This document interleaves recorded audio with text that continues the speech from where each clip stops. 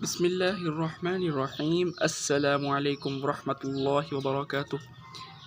Welcome to my YouTube channel Qazi multi videos. आप सभी हजरात का मेरे YouTube channel Qazi multi videos पे खैर मकदम है। तो जैसा कि मैंने आपको कहा था अपनी पिछली वीडियोज़ में 2-4 वीडियोज़ पहले कि इंशाअल्लाह मैं एक सीरीज़ शुरू करने वाला हूँ जिसमें मैंने आपको ये बताना था और बताऊँगा इंशाअल्लाह कि जो हम अंडे हासिल करते हैं चूज़ों को लेकर 1 साल के पट्ठा पट्ठी या एडल्ट तक हमने कैसे लेके जाना है, क्या क्या उनकी खुराक के अंदर चेंजेस करनी है और इसी तरह उनकी और भी मतलब के जो उनके अंदर जो अच्छी नशोनुमा के लिए, अच्छी ग्रोथ के लिए, बेटर ग्रोथ के लिए क्या कौन कौन से इकदाम करने हैं। तो एक पार्ट हो गया था, मतलब कि वो पार्ट था कि किस तरह की मुर्गियों से, किस तरह के ब्रीडर्स से हमने अंडे हासिल करने हैं और फिर किस तरह के अंडों को हमने हैच करवाना है और हैच भी हमने करवा लिए। अब जो हमने करना है वो हैचिंग प्रोसेस करना है।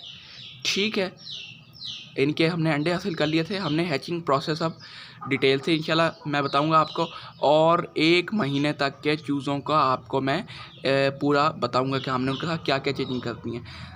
और सबसे पहले आपसे रिक्वेस्ट है वीडियो शुरू करने, वीडियो तो शुरू हुई भी है। अच्छा जी, फिर क्या करना है जी भाई, अब वीडियो को आगे बढ़ाने के लिए आपने क्या करना है वो मैं आपको पहले बताता हूँ।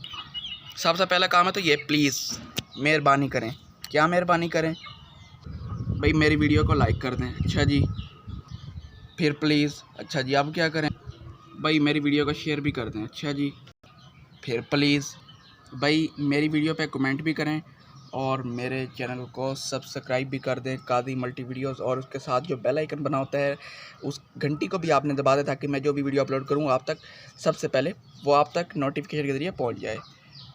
ठीक है जी, तो फुल हैचिंग प्रोसेस का मैं बताता हूँ। मैंने आपको बता दिया था, अगर किसी ने वो वीडियो नहीं देखी तो इंशाल्लाह उसका मैं लिंक जो है वो डिस्क्रिप्शन में डाल दूँगा और उसके ज़रिए फिर आप देख सकते हैं कि मैं किस तरह की, मैंने आपको सजेस्ट किया था कि किस तरह के ब्रीडर्स से और किस तरह की मुर्गियों से अंडे हासिल करने चाहिए।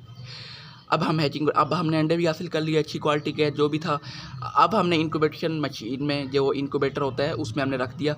अच्छा, आपने सबसे पहला काम क्या करना है, अगर तो वो इनक्यूबेटर यूज़ हुआ है तो आपने उसको साफ़ कर लेना है। उसके अंदर से अगर कोई भी गंद लगा हुआ है किसी भी किस्म का या रिमेनिंग्स हैं, रिमेनिंग्स से मुराद के अंडे के छिलके रह गए, खून वगैरह रह गया अगर, तो चूज़ा वगैरह उसमें निकले हैं या कुछ भी इस तरह का जो पिछले जो आपने हैच निकलवाया है वहाँ से तो वो आ गया, उसमें रह गए हैं कोई चीज़ें, तो आप फ़ौरन से जाएं और उसको पहले साफ़ करें। डिसइंफेक्शन भी हो गई। अच्छा जी, डिसइंफेक्शन आप किसी भी साफ़ कपड़े वगैरह से उसके अंदर जितना भी पानी वगैरह अगर हो, वैसे तो नहीं होना चाहिए, अगर हो तो आपने उसको साफ़ कर लेना अच्छी तरह। जब वो आपको पता चल जाए कि ये बिल्कुल साफ़ सुथरा हो गया तो फिर आपने क्या करना है, तरतीब के साथ, तरतीब कहते हैं ऑर्डर के साथ आपने अंडे लगा देने हैं। मतलब कि एक ऐसे ऐसे ऐसे, या उसको आप यूँ भी रख सकते हैं कि वो रोटेशन में आसानी हो। अब अच्छा, अब इंक्यूबेटर में अब आगे किस्में होती हैं। एक होता है फुली ऑटोमेटिक जिसमें हर चीज़ ऑटोमेटिक कंट्रोल होती है, मतलब कि आपने अंडा रख दिया, अब वो रोटेशन भी उसकी खुद होगी, टर्निंग जिसे कहते हैं अंडे की टर्निंग भी खुद ब खुद होगी और जो है उसकी ह्यूमिडिटी भी खुद कंट्रोल होगी, उसका टेम्परेचर भी खुद कंट्रोल होगा। बस आपने करना हो क्या होगा, fully automatic temperature, fully automatic incubator में आपने सिर्फ़ और सिर्फ ये ध्यान रखना है कि उसके आप बल्ब फ्यूज़ ना हो, उसकी लाइट ना जाए, ठीक है, और दूसरा आपने उसको डैमेज नहीं करना किसी तरीके से, और तीसरा ये कि आपने 18 दिन के बाद जो अंडे हैं वो रोलिंग ट्रे से शिफ्ट कर देने हैं फ्लैट ट्रे में, जो हैचर ट्रे होती है। ठीक हो गया, तो इंशाल्लाह जो चूज़े हैं वो निकल आएंगे। फिर एक होता है जी सेमी ऑटोमेटिक सिस्टम। क्या होता है, उसमें आपको थोड़ी बहुत देखभाल करनी पड़ती है। देखभाल तो आपको फुली ऑटोमेटिक भी करनी पड़ती है लेकिन इसमें थोड़ी ज़्यादा करनी पड़ती है। इसमें ये होता है कि जो टेम्परेचर है वो भी खुद कंट्रोल होता है, ठीक है, ह्यूमिडिटी भी खुद कंट्रोल होती है और जो जो रोटेशन है वो भी होती है कंट्रोल। तो आपने ये देखना होता है कि भाई सारा काम वगैरह ठीक जा रहा है, मतलब कि जो आपके जो टर्निंग थी वो सही हो रही है या नहीं सही हो रही, ठीक हो गई, ये आपको पता चल गया कि क्या। एक होता है फुल्ली मैनुअल, जो मैनुअल होता है, ठीक है, वो होता है कि उसमें एक बॉक्स होता है, ठीक है, और वो बॉक्स किसी भी प्लास्टिक का हो सकता है, गत्ते का हो सकता है जी, तो वो गत्ते का हो सकता है, किसी भी चीज़ का हो सकता है, कॉक का हो सकता है, वो इनक्यूबेटर। आपने वो इनक्यूबेटर जो है क्या करना है, इनक्यूबेटर में अंडे रख देने हैं आपने। उसमें कोई भी जो है ना इस तरह का सेंसर नहीं होगा, जैसे टर्निंग वाला, वो टर्निंग वाला सेंसर उसमें बिल्कुल भी नहीं होगा, ठीक है। उसके अलावा उसमें ह्यूमिडिटी कंट्रोलर नहीं होगा। तो आपने करना क्या है, मैंने आपको अपनी 1-2 वीडियो जो मैंने बहुत पहले अपलोड की थी, उसमें मैंने आपको बताया था कि एक हाइग्रोमीटर होता है।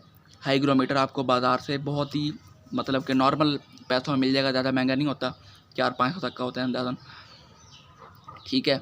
आपने हाइग्रोमीटर ले आना है, ह्यूमिडिटी मीटर भी कहते हैं उसे, और आपने वो लाकर उसका सेंसर डाल देना है इनक्यूबेटर में। इनक्यूबेटर में सेंसर डाल दिया। अब आपने पहले दिन से लेकर 18वें दिन तक आपने जो उसकी ह्यूमिडिटी रखनी है, ह्यूमिडिटी की मिकदार हम कैसे बढ़ा सकते हैं, हम कैसे कम कर सकते हैं। पानी ज़्यादा रखेंगे, जिसका सरफेस एरिया बड़ा होगा। सरफेस एरिया का मतलब होता है जो पानी जिस भी बर्तन में आप डालते हैं, उस बर्तन का जो मुंह होता है वो कितना खुला है, जितना उसका मुंह खुला होगा उतना उसका सरफेस एरिया ज़्यादा होगा। सरफेस कहते हैं ऊपर वाली सतह को, ठीक है। तो जितना उसका सरफेस एरिया ज़्यादा होगा उतना जो है वो जो ह्यूमिडिटी है, जिसे नमी कहते हैं हम, नमी का तनासुब वो ज़्यादा होगा। और अगर आपका सरफेस एरिया कम होगा तो उतना ही जो ह्यूमिडिटी लेवल है वो कम होगा। इसका भी मसला हल हो गया। आगे बात रहेगी टेम्परेचर। ये W1209 एक ऐसी डिवाइस है जो कि आपके टेम्परेचर को कंट्रोल करती है, और आप जो है बड़ी आसानी के साथ इसको कंट्रोल कर सकते हैं। जो आपने टेम्परेचर रखना है वो रखना है 37.5, और ये सबसे निचला टेम्परेचर होना चाहिए जब आप करवा रहे हो हैचिंग, पहले दिन से लेकर 18वें दिन तक। और 37.5 सबसे पहला टेम्परेचर, और सब 37.6, सिर्फ 0.1 डिग्री का फ़र्क है इसमें जो टेम्परेचर होता है इसमें। तो ये हो गया 37.5 टू 37.6, ठीक है। ये आपने टेम्परेचर रखना भाई, यही टेम्परेचर है, और इसमें इंशाल्लाह बेहतरीन हैचिंग होगी। मैं इस पे तजर्बा कर चुका हूँ। मैंने जो टेम्परेचर रखा था 37.5 और 37.7 रखा था, लेकिन मैं आपको बता रहा हूँ 37.5 और 37.6। अगर गर्मियाँ जैसे आजकल का मौसम है तो इसमें अगर लाइट चली भी जाए तो टेम्परेचर का असल में होता है, टेम्परेचर अगर आपका 37-36 रहता है तो फिर आपको इनक्यूबेटर की भी ज़रूरत नहीं है उस तरह से। लेकिन 37.5 टू 37.6 रहे तो बहुत ज़्यादा बेहतर है, और इंशाल्लाह आपको 90% से भी ज़्यादा हैचिंग नसीब होगी, इंशाल्लाह मिलेगी आपको लाजमी, अगर आपके अंडे 100% फर्टाइल हुए। अच्छा, और ह्यूमिडिटी जो आखिरी 3 दिनों में रखनी है, 19, 20, 21, 19, 20 एंड 21, ठीक है। वो आपने ह्यूमिडिटी रखनी है 75, ठीक है। एटलीस्ट कम अज़ कम 65% से ऊपर होनी चाहिए, और जितनी आप बढ़ा सकें 90% तक कोई मसला, टेंशन नहीं है। लेकिन ये आखिरी 19वें, 20वें और 18वें और 21वें दिन, 18 के बाद ठीक हो गया जी। अब हैचिंग करवा लीजिए, चूज़े निकल आए। जब चूज़े निकल आएंगे तो पहला काम आपने क्या करना है, आपने लाइट ऑन कर देनी है और उनको ब्रूडर में शिफ्ट कर देना है। ब्रूडर ऐसे डब्बे को कह सकते हैं, ऐसी जगह को कह सकते हैं जहाँ पे हम टेम्परेचर कंट्रोल कर सकें चूज़ों का, मुर्गियों का, चूज़ों का ख़ास तौर पे, कि टेम्परेचर जो है वो 35 से नीचे ना जाए और 37 से ऊपर भी ना जाए, पहले 2 से 3 दिन तक आपने ब्रूडर में ले आए। अच्छा जी, पहले तो 12 घंटे वो रहेंगे इनक्यूबेटर में। जैसे ही हैच होंगे, वो जो पहली दफ़ा चोंच मारता है चूज़ा, ठीक है, अंडे को तोड़ता है, वहाँ से निकलना शुरू होता है। वो तकरीबन 10 घंटे का प्रोसेस होता है, या इससे पहले भी हो सकता है, लेकिन अक्सर यही होता है कि 10 घंटे का प्रोसेस होता है और चूज़ा बाहर निकलता है। चूज़ा बाहर निकल आया, आपने रेस्क्यू भी आप उसे कर सकते हैं, लेकिन वो इस सूरत में होता है कि आप देख रहे हैं कि चूज़ा काफ़ी देर से एक ही हालत में है, वो और नहीं तोड़ रहा अंडा, तो फिर आपने उसको जो है वो क्या करना है, वहाँ से चूज़े को बाहर निकालना है। और बाहर कैसे निकालना है, आपने हल्की हल्की सी उसकी सिर्फ जो बाहर वाली जो लेयर होती है, हार्ड लेयर, जिसे हम वो कहते हैं खोल कहते हैं अंडे का, जो सिर्फ कैल्शियम का बना होता है, वो आपने तोड़ना है, वो निकाल दिया। फिर उसके नीचे आराम से आपने उसके नीचे वाली लेयर जो कि सेल मेम्ब्रेन होती है, वो आपने उतारनी है। और अगर उसके नीचे ब्लड लाइंस नहीं हैं तो फिर आप अंडे को उतार सकते हैं पूरा उसके ऊपर, चूज़े के ऊपर से, और फिर उसको चूज़े को बाहर निकाल सकते हैं। लेकिन अगर आपको ब्लड लाइंस नज़र आए तो आपने वहीं पे ही अंडा रख देना है, क्योंकि अभी उसमें खून जाने वाला बाकी रहता है। इस पर भी इंशाल्लाह ये बहुत तफसील से एक वीडियो बनेगी इसके ऊपर इंशाल्लाह, कि अंडे को रेस्क्यू कैसे किया जाता है और कब करना चाहिए और क्यों नहीं करना चाहिए और क्यों किस वक्त नहीं करना चाहिए। तो ये भी इंशाल्लाह इसके ऊपर वीडियो मैं बनाऊँगा। अच्छा, जब चूज़ा आपका 1 दिन का हो जाता है, जब मुकम्मल सूख जाता है चूज़ा, आपने लाइट में रखा हुआ है, आपने उसको क्या करना है, फ्लशिंग करनी है। फ्लशिंग किसे कहते हैं, फ्लशिंग कहते हैं उसके पेट के अंदर जो भी जर्दी वगैरह हो वो निकाल देते हैं हम, क्योंकि जब अंडे के अंदर होता है तो उसका माहौल कुछ और होता है, जब वो अंडे से बाहर आ जाता है तो उसका माहौल चेंज हो जाता है। तो आपने मीठा पानी उसे पिलाना है। मीठा पानी आप चीनी के ज़रिए भी पिला सकते हैं। चीनी आपने शामिल कर देनी है 2 से 3 चम्मच 1 लीटर पानी में। और अगर आपने गुड़ शामिल करना है तो गुड़ 3 से 4 खजूरों के मुताबिक जो है ना, 3 से 4 खजूरें जितनी बनेगी, जितने साइज़ की, जितने वॉल्यूम, जितने हुजम की होंगी, उतने ही हुजम का आपने, उतने वॉल्यूम का, उतने साइज़ का आपने गुड़ 1 लीटर पानी में डाल देना है। ये पानी हो जाएगा मीठा, ठीक है। और आपने जो है ना ये चूज़ों के सामने रख देना है 6 घंटे तकरीबन, इससे कम या 6 घंटे, 4 से लेकर 6 घंटे तक ये पानी उनके सामने पड़ा रहे। अगर इंक्यूबेटर वाले चूज़े हैं तो वो उनको पीना नहीं आता होगा, आपने उसे करके पिलाना है पानी, ऐसे करके उनके सामने आपने उंगली रखनी है और एक कतरा आपकी उंगली पे लग जाएगा और आपने उनकी चोंच पे लगा देना है, ठीक है। तो वो जो कतरा होगा वो उनकी चोंच पे लगेगा तो उन्हें पता चल जाएगा कि पानी यहाँ से पीना है। तो आप उन्हें वो पानी पिलाएंगे तो इंशाल्लाह वो जो भी उनके अंदर जो फ्लशिंग हमने करनी होगी वो सारी हो जाएगी। फिर उसके बाद अगला मरहला आता है कि आपने उन्हें खाने में क्या देना है। आप उन्हें दलिया भी डाल सकते हैं, दलिया बिल्कुल मैश हुआ दलिया, बिल्कुल बारीक सा, ठीक है। और वो आसानी से इंशाल्लाह खाना शुरू कर देंगे। लेकिन ये 6 घंटे के बाद जब आपने पानी देना है मीठा, तो आपने कोई भी खाने की चीज़ नहीं देनी। जब आपने पानी उठा लेना है, तकरीबन वो अब चूज़े आपके हो चुके होंगे 36 घंटे के या थोड़े से उससे ज़्यादा। 2 दिन तक आप चूज़ों को कुछ भी ना दें जब वो हैच होते हैं, तो इंशाल्लाह वो ज़िंदा रह जाते हैं, इनको कोई भी मसला नहीं होता। इनके अंदर इतनी इम्यूनिटी, इतनी ताकत और इतनी फूड इनके अंदर होती है, ठीक है। तो मैंने आपको बता दिया कि आपने क्या करना है। अच्छा, अब आपने खुराक के देनी है। लेयर की स्टार्टर फीड मिलती है 11 नंबर मैच हुई हुई, या आप 0 नंबर फीड भी ले सकते हैं, ठीक है। लेयर की स्टार्टर फीड अक्सर कहते हैं उसे। आप जाके किसी भी जो चारे वाली दुकान होती है, जो ये इनकी दाल दाने की दुकान होती है, आप वहाँ पे जाएं और उनसे कहें कि हमें लेयर की स्टार्टर फीड दे दो। आप इन्हें वो फीड दें, आप 1 हफ़्ते तक चलाएं, आप 10 दिन तक चला सकते हैं ये फीड। उसके बाद आपने क्या करना है, अच्छा 1 हफ़्ते की जब आपके चूज़े हो जाएँ, आप चाहें तो उनकी वैक्सीनेशन भी कर सकते हैं। लेकिन मैं फ़िलहाल अभी तक कोई वैक्सीन नहीं करता। मैं आपको बताता हूँ कि मैं आपको क्या वैक्सीन करता हूँ। और वो वैक्सीन होती है लहसुन, प्याज, अदरक वगैरह, ये मैं चीज़ें उनके बारीक बारीक कुतर के देता हूँ जब ये चूज़े 2 हफ़्ते के हो जाते हैं, ठीक है। कई मरतबा तो ऐसे होता है कि मैं महीने तक के चूज़ों का भी ये नहीं देता।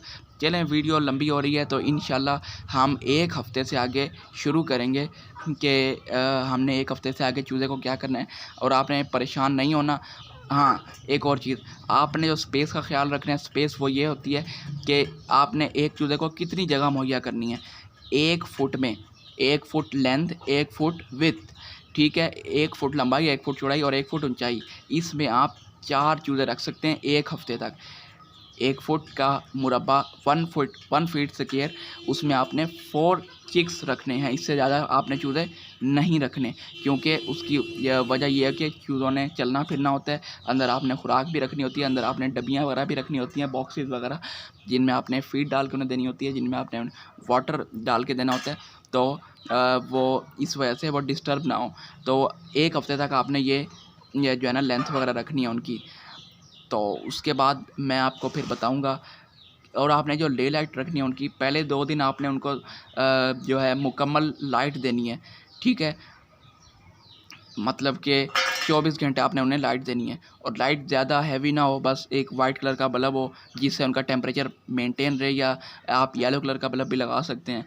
और जो है अगर मुर्गी से आप चूज़े हैच करवाएं तो उसका भी सेम यही प्रोसेस है, थोड़ा बहुत डिफरेंट है भाई ये है कि उसमें फुली ऑटोमेटिक और सेमी ऑटोमेटिक और मैनुअल होता है, जबकि मुर्गी में जो है ना वो आप कह लें कि मुर्गी खुद ही करती है, वो मैनुअली हो जाता है। तो आपने मुर्गी भी अच्छी सेलेक्ट करनी है।